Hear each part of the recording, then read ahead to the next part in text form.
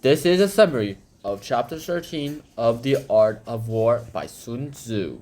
Let us get this started with right now. Now, The Art of War by Sun-TZU, Chapter 13, is known as Espionage. And if anyone knows what espionage means, it means that you have spies. And once you have spies, that means that, oh, wait, yeah, I'm gonna go ahead and do all this work. Yeah, I'm gonna tell you all my information, okay? Tells information, goes gather information, tells false information, tells them information.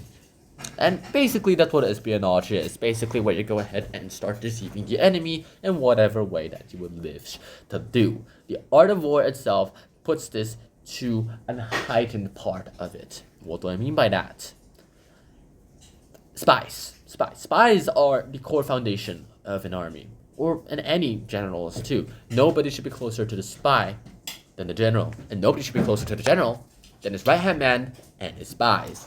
The spies must be tight-knit, and they must be in a close, very close control of the general, because they can leave whenever the heck they want, and if someone pays them more, then they will just leave you.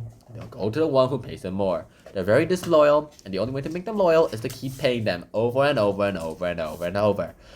Or you could go ahead and risk your very, very loved ones to do it for you, but are you willing to risk your loved ones for spy mission work?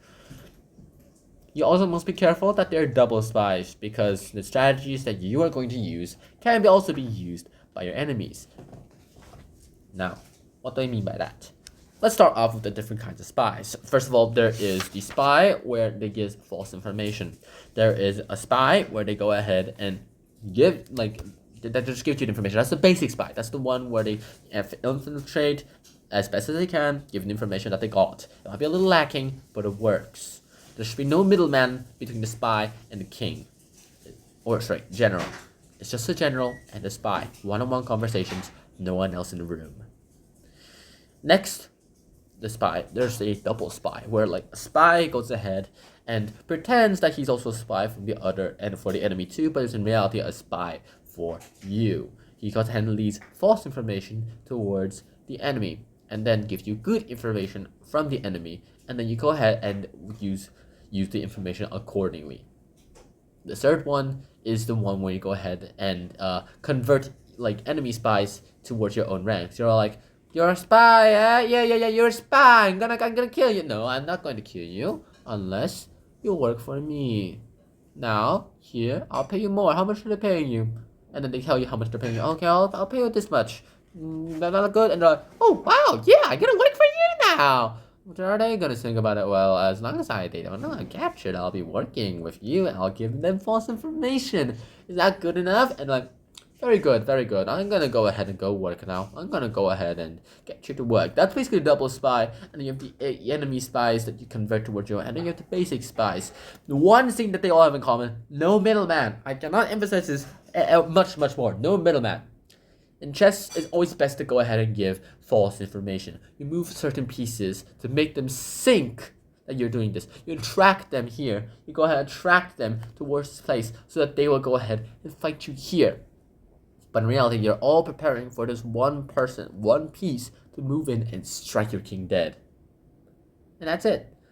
You might move your bishop you might move your bishop all over the place, attracting your pawns to come ahead and eat you. And then you go ahead and attract your king towards a certain place where you can go ahead and kill him. And once you go ahead and get him into a certain place, you go in for the kill. You trap him, and then it's over.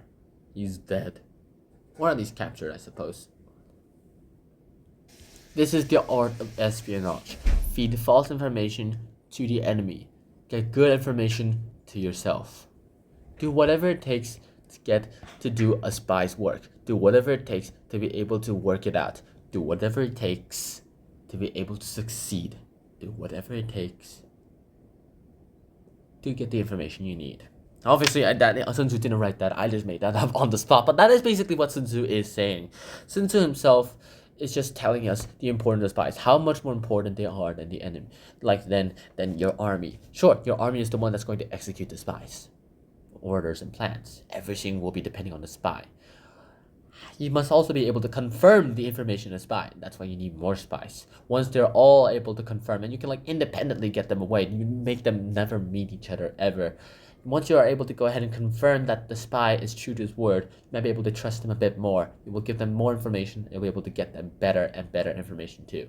There's actually a really good example of this too. There was this guy from Britain, and he was all like, "Oh wait, I have a day job where I just write a bunch of letters. I can go ahead and send the Nazis a bunch of." But he was like a nobody. He doesn't have any spy training at all. And like when he went to apply for this office, he was all like, "Yeah, I don't think. Yeah, who the heck is this guy? I never heard of him before. What are you? I'm like a typewriter. Yeah, nah, I don't need you." So basically, what the dude was doing is like he stole a bunch of official documents, and he's like, "I'm gonna give you a bunch of this information, okay? Information," and he sent a bunch of this information to the Nazis working for them, giving them good information, and then they arrived. And it was told them, and he was able to tell them a bunch of this information too. But by the time they received it, the attack had already happened. And the Nazis were like, "Oh, we're very grateful for your information. Thank you so much. But unfortunately, it arrived too late. I'm very sorry for this happening. I will go ahead and give you another chance." So the guy went ahead and kept going and on and on and on about giving good information to the Nazis. But they always arrived late. He even gave a certain false information too that arrived correctly and even correlated towards some of the information that the British people have done. Like the British guy got caught and it's like, "Oh, wait a minute. The British guy was like intercepted the spy message," and they're like, "Who the hell is leaking all this information to Nazis? But wait, this is information about the attack that happened yesterday. Why is it going in now? It's pointless." Also, who the heck is this guy? Nobody talks like that enough as a Nazi spy.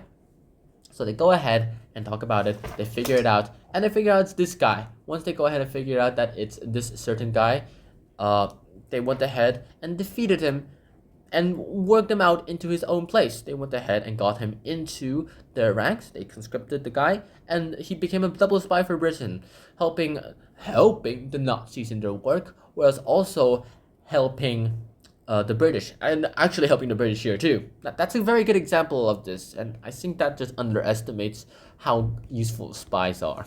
He's the only guy to have ever won the Iron Cross, from the Germans, and he also won an award from the British guys, from the British Army.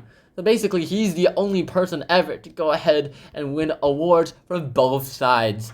No one else has ever done that feat ever. To this day, obviously. Get your but unique achievements at the same time too. And so that is chapter 13 of The Art of War. I hope you guys enjoyed this episode of Han Chan Chan. I'll see you guys soon in the full book summary. Bye bye!